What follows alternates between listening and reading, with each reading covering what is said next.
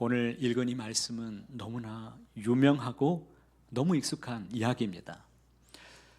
그런데 너무 익숙한 이 이야기 본문 속에는 우리가 너무 쉽게 놓칠 수 있는 아주 깊은 영적인 진리들이 많이 담겨 있습니다. 예수님께서 가버나움에 있는 한 마을에 찾아가셨습니다. 그리고 어느 집에 들어가셨을 때 많은 사람들이, 인파들이 모이기 시작했습니다. 그곳에 4명의 이 사람들이 중풍병자 한 사람을 메고서 찾아왔습니다. 하지만 너무 많은 사람들이 꽉 차 있었기 때문에 예수님께로 다가갈 수가 없었습니다. 그래서 이들이 선택한 것이 무엇이었습니까? 지붕을 뚫어버리는 것이었습니다. 그때 예수님의 반응이 아주 중요하죠. 5절 말씀에 이렇게 기록하고 있습니다. 중풍병자에게 이르시되 작은 자야 내 죄사함을 받았느니라 하시니 죄사함을 받았느니라 선포하셨습니다. 여기에서 주목할 것은 중풍병자가 지금 무엇을 원하고 있었는지에 대해서 성경이 아무것도 언급한 바가 없다는 것입니다. 그는 요청하지 않았습니다. 친구들이 데리고 왔습니다. 예수님께서 먼저 말씀하셨습니다. 그것도 이 육체의 질병을 치유하시는 말씀이 아니라 죄사함에 관한 선포에 대한 말씀이셨습니다. 중풍병자의 입장에서는 자기가 죄사함을 받고 싶어서 찾아왔습니까? 그렇지 않았습니다. 어떤 분이 몸이 쑤시고 결리고 너무 아파서 병원에 찾아갔습니다. 그래서 의사가 진단을 내리고 약을 처방해 주었습니다. 그 약을 먹었더니 놀랍게도 아프고 쑤신 데가 다 사라졌습니다. 그런데 그 약이 떨어지니까 다시 쑤시고 결리고 너무 아픈 겁니다. 그래서 또 병원에 가서 약을 처방을 받고 또 먹었습니다. 그랬더니 또 온데간데 없이 아픈 것이 사라졌습니다. 그런데 약만 떨어지면 또 아픈 거예요. 그래서 알고 보니까 이 약이 무슨 약이냐? 이 통증이 있을 때만 증상을 완화시켜주는 증상 완화제이지 원인을 치료해주는 약이 아니었던 것입니다. 예수님께서 중풍병자에게 죄사함을 선포하신 이유가 도대체 무엇일까요? 신학자 톰 라이트는 이 부분에 대해서 이렇게 해석했습니다. 예수님은 우리가 생각하는 필요가 아니라 우리에게 실제로 필요한 것을 아시고 그것을 주십니다. 우리는 증상의 치유를 원하지만 하나님은 원인의 치유를 원하신다라고 보았습니다. 이 중풍병자에게 가장 시급한 것이 무엇이었을까요? 일어나 걷지 못하는 문제가 이 사람에게는 너무 시급했습니다. 그는 아마도 오랜 세월 동안 침상에 누워 있었던 사람이었을 것입니다. 그러니 이 사람에게 가장 원했던 것이 무엇이었겠습니까? 주님, 일어나기를 원합니다. 주님, 저도 걷기를 원합니다. 주님, 저도 회복시켜 주십시오. 이런 갈급한 마음이 아마 있었을 것입니다. 하지만 예수님께서 그를 바라보시며 보신 것은 더 깊은 곳에 있는 문제가 있었습니다. 죄로 인해서 끊어져 버린 하나님과의 관계, 바로 이것이 진짜 문제였습니다. 여러분은 하나님께 무엇을 구하고 계십니까? 여러분이 하나님께 구하고 있는 기도의 제목들을 한번 생각해 보시길 바랍니다. 우리는 문제가 있으면 하나님께 구합니다. 하나님, 우리 가정을 지켜주십시오. 내 자녀의 문제를 하나님 다스려 주십시오. 하나님, 지금 병마가 찾아왔습니다. 제 질병의 문제도 주님 고쳐주십시오. 사업에 문제가 있습니다. 주님, 이 사업의 문제를 다스려 주십시오. 이 물질적인 문제가 생겼습니다. 물질적인 문제도 하나님 채워주십시오. 우리는 이런 것들을 대부분 구합니다. 여러분, 오해하지 마십시오. 물론 이런 것들을 구하는 것 너무 중요합니다. 여러분의 필요를 하나님께 가지고 와서 구하게 되시길 바랍니다. 하나님은 다 들으시고 응답해 주실 것을 믿습니다. 하지만 혹시 우리가 이 증상만 보고서 원인을 놓치고 있지는 않는가를 우리가 깊이 돌아볼 수 있어야 됩니다. 어떤 성도님이 목사님께 찾아와서 간곡하게 부탁했습니다. 목사님, 저를 위해서 기도를 좀 부탁합니다. 사업에 지금 큰 문제가 생겼습니다. 사업이 지금 어렵습니다. 그리고 건강도 지금 좋지 못합니다. 가정에도 평안할 날이 없습니다. 그러니 목사님, 저를 위해서 기도 좀 해주세요. 그래서 목사님이 그 성도님을 위해서 간절하게 기도했습니다. 그런데 목사님이 그분을 위해서 기도할 때면 영적으로 꼭 느껴지는 게 있었습니다. 자신의 문제를 고쳐달라고 이분이 찾아왔지만 하나님은 그 증상보다도 더 깊은 것을, 중요한 것을 고치시기를 원하신다는 것을 기도 중에 계속해서 이 목사님이 느낄 수가 있었습니다. 이 모든 문제의 뿌리에는 하나님과의 관계에 회복되지 않은 데에 있었다는 사실입니다. 그는 오랫동안 예배를 소홀히 했습니다. 말씀에서 멀어졌고 하나님보다도 자기 자신이 힘을 다해서 자기가 자신의 힘과 방법을 의지하면서 살아왔던 집사님이었습니다. 하나님은 우리가 구하는 것보다 더 근본적인 것을 주시기를 원하십니다. 우리가 당장의 문제 해결을 구할 때 하나님은 그 문제를 해결해 주시기 위해서 더 깊은 것까지 하나님은 만져주시고 해결해 주시는 분이십니다. 왜 그렇습니까? 뿌리가 썩은 나무에 좋은 열매가 맺혀지는 것을 기대할 수 없는 것처럼 하나님과의 관계가 무너져 있다면 회복되지 않고서는 참된 진정한 평안과 기쁨을 우리는 누릴 수 없기 때문입니다. 하나님은 우리가 구하는 것보다 더 좋은 것을 주시기를 원하십니다. 하나님은 우리에게 진짜 필요한 것이 무엇인지를 하나님은 너무나 잘 알고 그것을 채워주시는 분이십니다. 우리는 증상의 치유를 구하지만 하나님은 그 증상뿐만 아니라 원인까지도 치료해 주시기를 원하고 계십니다. 오늘 여러분이 하나님께 구하고 있는 기도의 제목은 무엇입니까? 하나님께 무엇을 구하고 계십니까? 염려하고 걱정하는 우리를 위해서 예수님께서 오늘 말씀해 주십니다. 마태복음 6장 33절에 아주 귀한 말씀이 있습니다. 그런즉 너희는 먼저 그의 나라와 의를 구하라. 그리하면 이 모든 것을 너희에게 뭐하리라?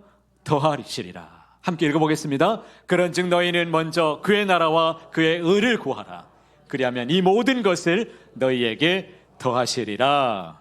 아멘.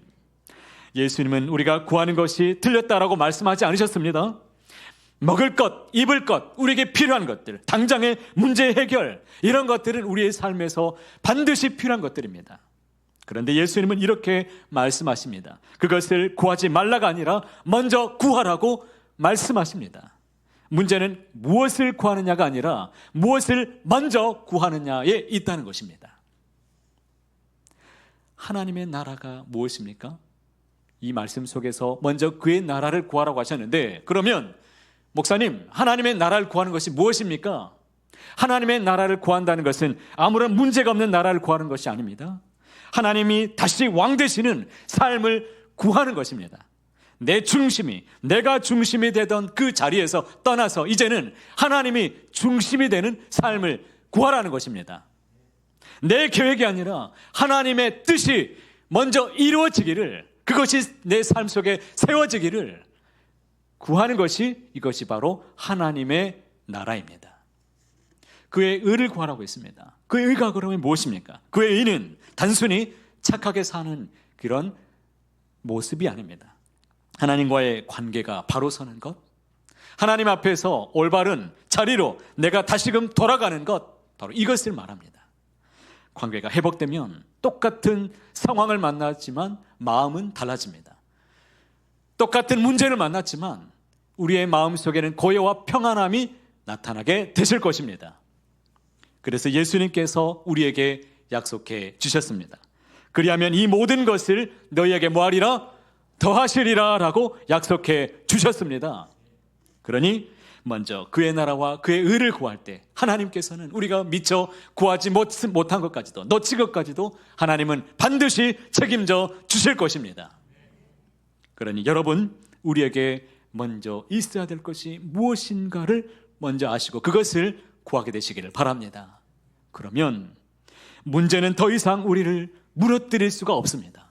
그 어떤 문제도 우리를 흔들 것이 없다는 것을 꼭 붙잡게 되시기를 간절히 소망합니다. 코로나 때 교회가 모이지 못해서 많은 어려움을 당했던 때가 있었습니다. 가장 힘들었던 교회는 상가 건물을 또 빌려서 월세를 내는 교회들이 있었는데 이 교회들이 직격탄을 맞았죠. 그런데도 불구하고 어려웠지만 그 교회들이, 작은 교회들이 힘을 다해서 포기하지 않았던 것들이 있었습니다. 무엇을 포기하지 않았을까요? 예배는 포기하지 않았습니다. 그리고 선교를 포기하지 않았습니다. 구제하는 것 포기하지 않았습니다. 왜요? 믿음의 본질을 붙잡고 나가는 것, 이것이 중요하기 때문입니다. 그것이 교회이기 때문에 포기하지 않았습니다. 놀랍게도 그렇게 교회의 본질, 믿음의 본질을 붙잡고서 교회가 교회 되기를 원했던 그런 교회들이 어떻게 되었는가? 하나님께서 선교와 구제 헌금, 이 모든 것을 다 채워주셨습니다. 여러분 꼭 기억하시기 바랍니다. 먼저 우리에게 있어야 될 것을 구할 때에 하나님께서 책임져 주신다는 것을 꼭 믿으시기를 바랍니다. 이제 시선을 돌려서 지붕 위로 한번 가보겠습니다. 한번 상상해 보십시오. 문 앞에는 많은 사람들이 지금 모여 있습니다. 그런데 그 지붕 위에 4명의 친구들이 중풍병자를 메고서 올라갔습니다. 당시 가버나움의 집들은 평평한 지붕에 이 진흙을 쌓고 거기에 나무를 덮어 놓았습니다. 그런데 그 지붕을 뜯어내기 시작합니다. 예배 중에 말입니다. 예수님께서 말씀하고 있는 중에 일어난 사건이었습니다. 여러분, 이 4친구의 행동을 과연 어떻게 우리가 평가해야 되는 것일까요? 성경이 말하지 않는 부분들이 참 많이 있습니다. 객관적으로 보면 이들은 여러 가지 규범을 지금 어겼습니다. 남의 집에 재산을 파손했습니다. 예배를 방해했습니다. 그것도 예수님께서 설교 중에 지붕을 뜯어버리고 먼지가 수북히 떨어지면서 소동이 일어났습니다. 사람들이 불편해하고 지금 놀랐을 것입니다. 그리고 집주인은 어떻게 했습니까? 우리 집을 뜯어버렸으니까 얼마나 황당했겠습니까? 그런데 예수님은 이것을 어떻게 보셨을까요? 5절 말씀해 보니까 이렇게 말씀합니다. 예수께서 그들의 믿음을 보시고, 예수님은 그들의 행동을 무엇이라고 보셨습니까? 믿음이라고 보셨습니다. 율법학자들이 보기에는 무례한 행동이었지만 예수님께서 보시기에는 너무나 아름다운 믿음이었습니다. 유진 피터슨이라는 이 신학자가 이렇게 말했습니다. 이것을 이렇게 해석했는데요. 교회가 단지 예의 바른 종교 모임이 되면 기적은 사라진다. 기적은 하나님을 절박하게 찾는 믿음의 공동체에서 일어난다라고 말했습니다. 우리에게는 이 절박함이 필요합니다. 교회에 나와서도 우리가 절박한 마음으로 왔지만 우리가 하나님 앞에 다가가지 못하는 장애물들이 있습니다. 이 장애물들을 통과해야 됩니다. 먼저는 체면 지뢰를 제발 뚫고 지나가야 됩니다. 누가 나를 어떻게 보는가, 이 체면 때문에 표현하지 못하는 것 뛰어넘게 되시기를 축복합니다. 우리 교회는 어떻습니까? 우리는 너무 점잖하게 신앙생활을 하고 있는 모습은 없는지를 한번 생각해 보십시오. 손을 들고 찬양하는 것, 제가 우리 교회 부임해서 자발적으로 하나님 앞에 두 손 들고 찬양하는 모습 아직 본 적이 아직은 없습니다. 그 하나님께 기쁨을 이기지 못해서 박수를 치고 찬양하면서 드리는 이 모습, 이런 모습에는 우리가 인색해서는 안 됩니다. 누가 특송하면은 사람한테도 뜨겁게 박수 쳐주는데 하나님께 찬양하는데 박수도 치지 않고 얼어붙어 가지고 누가 나를 어떻게 볼까 체면 치레하느라고 다가가지 못하는 것, 이건 있을 수가 없는 일입니다. 때로는 이 예배가 장례식인지 구분이 안 될 때가 있습니다. 우리 교회 말고 저기 옆에 있는 교회, 여러분 시험 들지 마시기 바랍니다. 우리 교회는 장례식은 아닙니다. 물론 질서와 예절은 중요합니다. 목사님, 그래도 우리 대한 예수교 장로회 대서강 장로교회인데 규범이 있고 질서가 있는데 어떻게 그럴 수 있습니까? 아니요, 질서, 예절 중요합니다. 하지만 그것이 우리의 절박함을 대신에 줄 수 없습니다. 체면치레하면 하나님이 우리 중심을 다 아시니까 그냥 다 알아서 해주십니까? 내 친구를 한번 보십시오. 그들에게는 오직 한 가지 목표만 있었습니다. 이 친구를 예수님께로 데려가는 것, 오직 그것이었습니다. 그들은 창피함을 두려워하지 않았습니다. 체면 때문에 멈추지 않았습니다. 무엇보다도 아름다운 것은 이 성경 말씀에 이 네 사람의 이름이 전혀 언급조차 되어 있지 않습니다.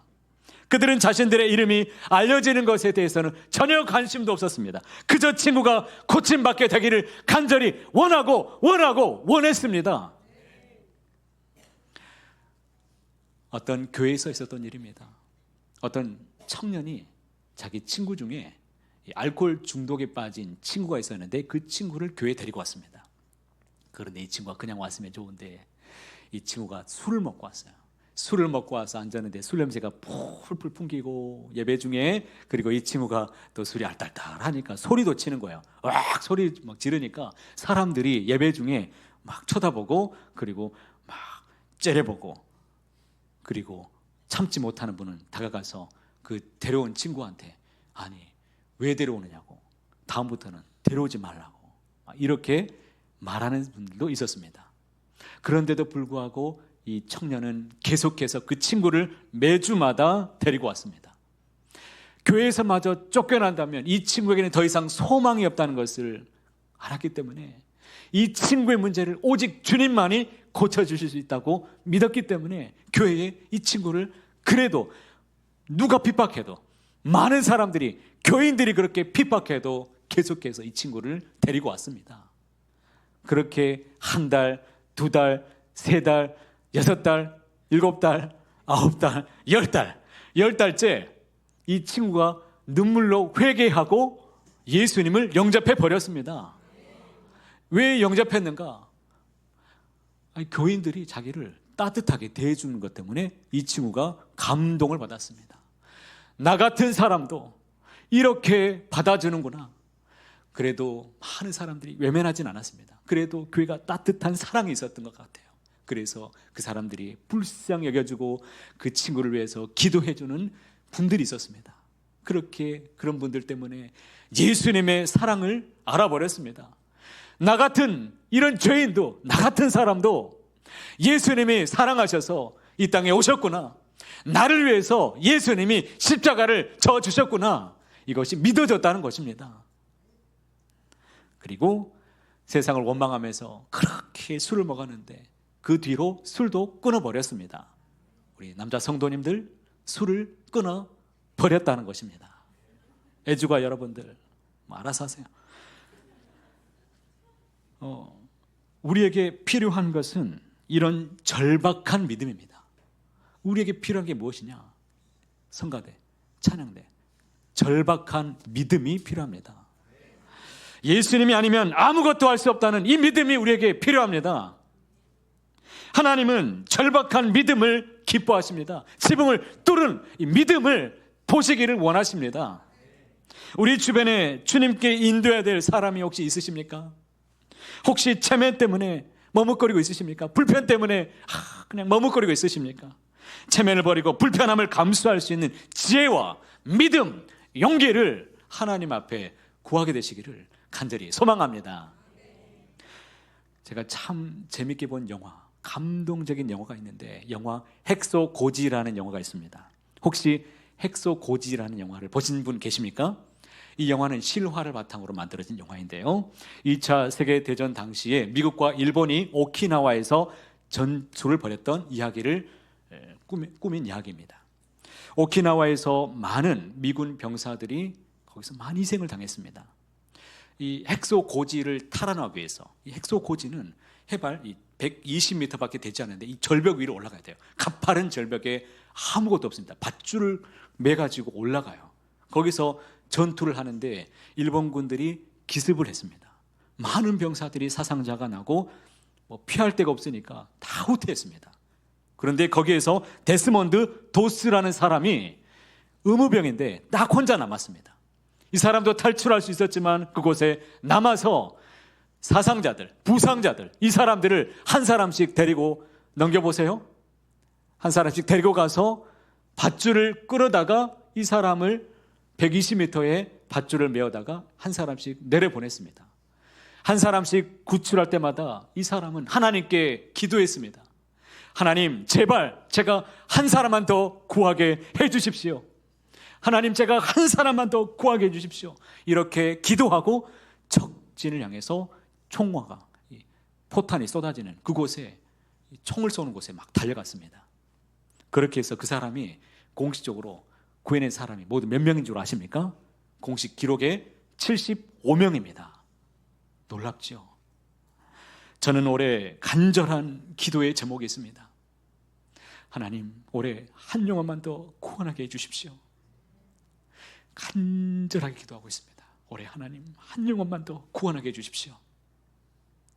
사랑하는 성도 여러분, 여러분도 그런 기도가 있기를 바랍니다. 하나님, 한 영혼만 더 구원할 수 있도록 하나님 은혜 베풀어 주십시오 라고 기도하게 되시길 바랍니다. 사랑하는 내 가족과 내 자녀들, 내 친구들, 내 이웃들, 그들이 생각나신다면 그들을 위해서 기도하시고 주님께로 인도하는 하나님의 은혜가 있기를 간절히 축복합니다. 지붕을 뚫는 믿음이 있기를 바랍니다.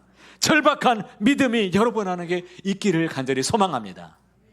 하나님, 딱 한 명만 더 구원하게 해주십시오. 지금은 우리가 하나님 앞에 간절한 소망을 두고 기도해야 될 때입니다. 여러분, 지금 지붕을 뚫을 때입니다. 꼭 믿으시기 바랍니다. 예수님께서 중풍병자에게 이제 말씀하셨습니다. 11절과 12절에 내가 내게 이르노니 일어나 내 상을 가지고 집으로 가라 하시니 그가 일어나 곧 상을 가지고 모든 사람 앞에서 나가거늘. 여기서 우리가 놓치지 말아야 될 아주 중요한 표현이 있습니다. 우리 예수님께서 내 상을 가지고 집으로 가라라고 말씀하셨습니다. 그냥 일어나 집으로 가라고 말씀하지 않고 무엇을 가지고? 내 상을, 내가 지금 짊어지고 하는 누워있는 그 침상을, 들 것을 가지고 가라는 것입니다. 이것은 매우 역설적인 명령입니다. 그 침상이 지금 무엇을 상징하는지 한번 여러분 생각해 보십시오. 그것은 그의 무력함, 그리고 절망, 그리고 이 수치스러웠던 이 과거를 상징합니다. 그에게 있어서 그 침상은 다시는 보고 싶지 않은 절망이었고 고통이었을 것입니다. 그런데 예수님은 그것을 가지고 가라고 말씀하십니다. 왜일까요? 월터 브루그만은 이 대목에서 신학자가 이렇게 해석했습니다. 하나님은 우리의 과거를 지워버리시는 분이 아니라 그 과거를 새롭게 해석하시는 분입니다. 그래서 우리의 실패와 연약함조차도 하나님의 은혜의 증거로 바꾸시는 분이시다, 이렇게 말했습니다. 그 침상은 이제 전혀 다른 의미를 갖게 됩니다. 더 이상은 그를 묶어두는 그런 자리가 아닙니다. 하나님의 은혜를 증거하는 도구가 되었습니다. 우리는 과거를 어떻게 다루고 있으십니까? 누구나 다 아픔이 있습니다.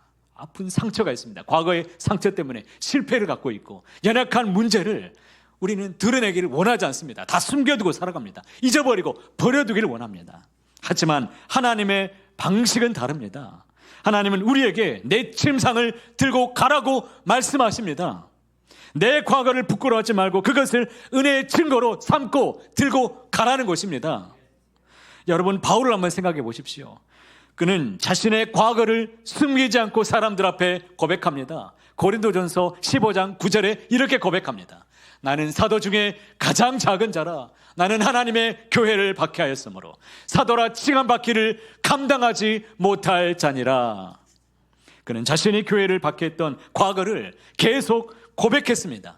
왜 그렇습니까? 얼마나 부끄러운 일입니까? 사도라는 사람이 교회를 박해하고 악랄했던 사람, 그런 사람이 자기 자신이라고 지금 고백합니다.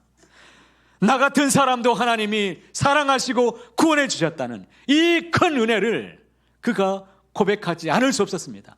이것이 바로 하나님의 강력한 은혜의 도구이기 때문입니다.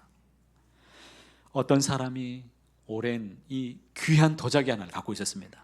그런데 이 도자기가 그만 땅에 떨어져서 산산조각 났습니다.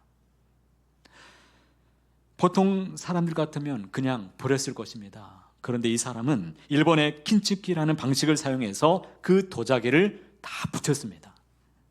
깨진 자리를 그냥 붙이는 것이 아니라 금으로 이어붙이는 방식입니다. 완성되면 아주 놀라운 일이 일어납니다.